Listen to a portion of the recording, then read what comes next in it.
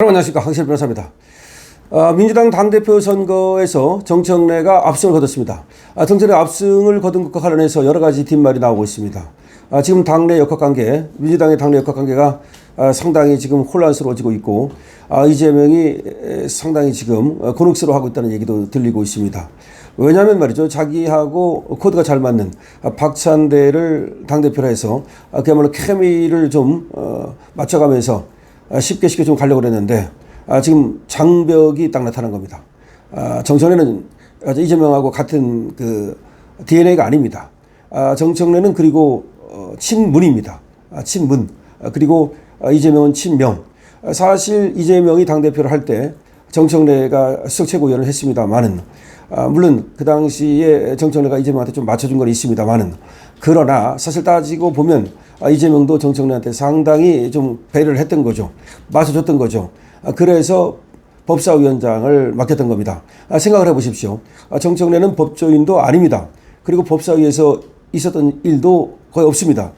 그러니까 정청래가 법사위원장을 한다는 건 뭔가 계파 안배였다고 봐야 됩니다. 친문 세력이 여전히 존재한다. 소위 대깨문 세력이 여전히 민주당에는 존재한다는 겁니다. 그러니까 이재명을 일단은 대통령 만들기 위해서 서로 대통령 선거 때는 연합을 했었다. 왜냐하면 이겨야 되니까. 저들은 그걸 잘합니다. 전략적인 어떤 연대나 연합 같은 걸 잘하죠. 전라도 같은 경우도 상당히 전략적인 투표를 하지 않습니까?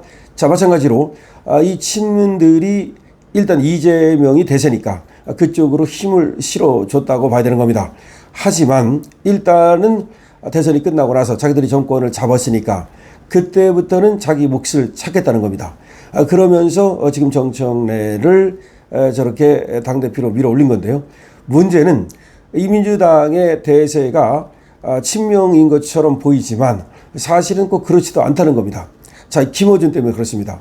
김어준은 정확히 말하면 친문이라고 봐야 됩니다. 그리고 친노라고 봐야 됩니다. 그렇기 때문에 이재명하고 서로 대립은 아니지만, 그렇다고 해서 완전히 이재명하고 같은 행보를 한다? 그렇지 않습니다. 그럼 어떻게 할 수 있냐면요. 저번에 인천 영종도에서 큰 콘서트를 열었죠.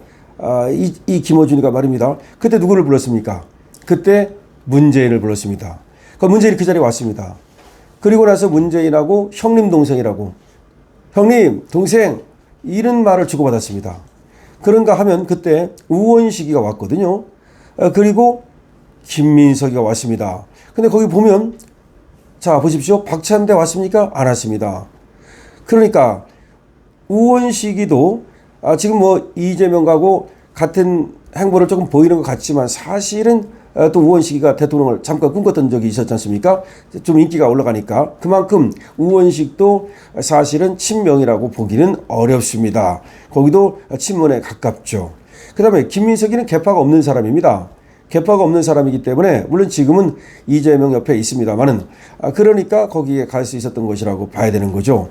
자, 어쨌든 전체적으로 보면 김어준이가 그런 어떤 콘서트를 열면서 줄 세우게 한 겁니다. 심지어 문재인까지 거기다가 불러가지고 형님동생하면서 자기 김어준이 급이 문재인과 같다, 이런 거를 보여준 겁니다. 이거는 사실은 말이죠, 이재명에 대한 시위였다고 보는 해석이 많습니다. 왜 대통령 선거가 끝나고 나서 전당대회가 있기 전에 그런 행사를 했을까요? 상당히 이상하지 않습니까? 그게 김어준의 세력을 보여줬다라는 얘기가 있고, 그게 바로 정청래 당대표 만들기 성격의 행사 아니냐라는 말이 나오고 있는 겁니다. 그러니까 이재명으로서는 상당히 껄끄럽죠. 누가? 김어준이가 말이죠. 그래서 지금 조선일보조차도 말이죠, 당대표 선거도 좌우한 김어준 파워라는 제목으로 지금 글을 실었습니다. 자, 김어준이가 유튜브 방송과 콘서트, 이걸로 후보들의 선명성을 증명받는 무대로 삼았고, 그래서 정청래가 당원들의 낙점을 받았다는 겁니다. 그러니까 그 행사가 사실 정청래 옹립 행사였다고 보는 거죠. 그러니까 선명한, 그러니까 완전히 민주당 색깔, 완전히 좌파 색깔, 이런 거를 보여주는 사람, 이런 사람을 낙점하는 하나의 행사였다 이런 얘기입니다. 자, 정청래가 말이죠. 60%대 압도적인 득표율로 당선된 것을 두고서 정치권에서는 여권 내 방송인 김어준의 영향력을 또 한번 확인했다는 평가가 나오는 겁니다. 선거 초반만 해도 민주당 내에서는 김어준 씨 지지층은 정청래 의원을 미는 성향이 강하고 이재명 대표 지지층은 박찬대 의원을 더 지지하는 분위기라는 분석이 나왔었는데 이게 갈수록 더 노골화된 겁니다. 서영주 전 민주당 상근 부대변인이 지난 6월 한 방송에 나와서 한 발언인데 결과적으로 김씨 지지자들이 이재명 대통령 지지자들을 이겼다는 게 되는 겁니다. 이게 김어준 지지층은 정청래를 밀고 이재명 지지층은 박찬대 의원을 민다는 말이 그냥 있는 말이 아니라 이게 서용주라고 하는 전 민주당 상근 부대변인이 나와서 방송에 나와서 한 말입니다. 근데 결과적으로 그렇게 됐다는 겁니다. 당초 여권에서는 말이죠. 명심은 정청래보다는 박찬대 쪽에 있다 하는 말이 민주당에서 공공연하게 나왔습니다. 다 알고 있었습니다. 그러니까 국회의원들도 그렇고 대의원들도 그렇고 그래서 그래도 박찬대가 해볼 만한 거 아니냐. 심지어 강선우를 갖다가 낙마시키는 과정에서도 박찬대가 미리 17분 전에 그걸 쓰는 등 이거는 이재명하고 사실 서로 통했다고 봐야 되죠. 자, 그런데 그때 강선우가 나가는 거에 대해서 누가 반대했습니까? 김어준이가 반대하지 않았습니까? 그러니까 완전히 대립각을 세운 거죠. 이재명하고 대립각을 세운 게 바로 김어준입니다. 자, 그래서 탄핵 국면에서 당대표였던 이재명과 원내대표였던 박찬대는 호흡이 잘 맞는다는 거죠. 그래서 상당수 민주당 의원들은 정청래보다는 박찬대 의원의 승산이 더 좀 있지 않겠나 이렇게 봤고 또 박찬대를 갖다가 좀 더 밀어줬다는 거죠. 하지만 문제는 선거 내내 이게 격차가 좁혀지지 않았다는 겁니다. 그러니까 정청래가 좀 앞서가고 있었는데 그게 자꾸 더 벌어진 겁니다. 여권 관계자들이 이렇게 말합니다. 두 후보가 당원들을 상대로 선명성 경쟁을 벌이는 가운데 김어준의 유튜브 방송과 콘서트가 그 실험 무대가 됐고 여기서 강성 당원들의 낙점을 받은 게 바로 정청래라는 겁니다. 그 콘서트가 그러니까 정청래를 옹립시키는 그런 하나의 장소가 됐다는 거죠. 정청래는 김어준 유튜브 방송과 김어준이 주최한 콘서트 등에 여러 번 등장하면서 친분을 과시했다는 겁니다. 이 콘서트에도 등장하고 또 유튜브 방송에도 등장하고 반면 박찬대는 이 콘서트에 불참했다는 겁니다. 개인 일정을 이유로 가깝지 않기 때문에 안 나간 거겠죠. 또 유튜브 방송에 나가서도 그냥 자신이 수박이 아님을 해명하는 정도 뭐 그 정도를 얘기할 수밖에 없었다는 거죠. 그러니까 정청래는 유튜브에 나가서 김어준이하고 케미를 자랑하면서 그거를 자신의 선명성을 내보이는 그런 계기로 삼았는데 박찬대는 뭐 그 콘서트에도 가지도 않았고 뭐 안 불렀을 수도 있고 불렀어도 좀 거기 가기가 껄끄러웠다고 봐야 되겠죠. 그리고 또 지금 유튜브 방송도 제대로 활용을 못했다는 겁니다. 특히 이게 김어준이가 유튜브 그 강력한 파워를 중심으로 해가지고서 아까도 말씀드렸지만 문재인을 부르지 않았습니까? 근데 강선우 그때 여성가족부 장관 문제가 됐을 때 이 강선우를 끝까지 밀은 게 바로 이 김어준입니다. 그래서 강선우가 낙마하고 나서도 김어준이는 뭐 사퇴할 만큼의 잘못은 없는 것 같다라고 하면서 또 지지를 한 겁니다. 그런데 정청래가 이번에 당대표가 되자마자 또 이 강선우를 또 소통했다 그러면서 그거를 페이스북에 올렸습니다. 이게 무슨 얘기인지 아십니까? 강선우가요 사실은 친문이죠. 문재인 파입니다. 그게 지금 뭐 이부자리를 깔아줬다 그래가지고서 친명이라고도 뭐 이렇게 보지만 실제 뿌리는 이게 친문이라는 겁니다. 그렇기 때문에 이 강선우를 두둔하는 게 아니냐 이런 얘기입니다.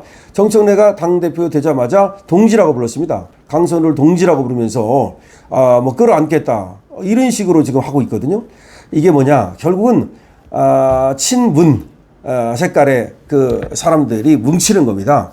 그러니까 이재명으로서는 상당히 골치 아파진 거죠. 이거 상당히 골치 아파진 겁니다. 그리고 정청래가 원래 이 강성인데다가 또 이 들이받기 잘하는 자고 이 자의 별명이 저승사자 아닙니까?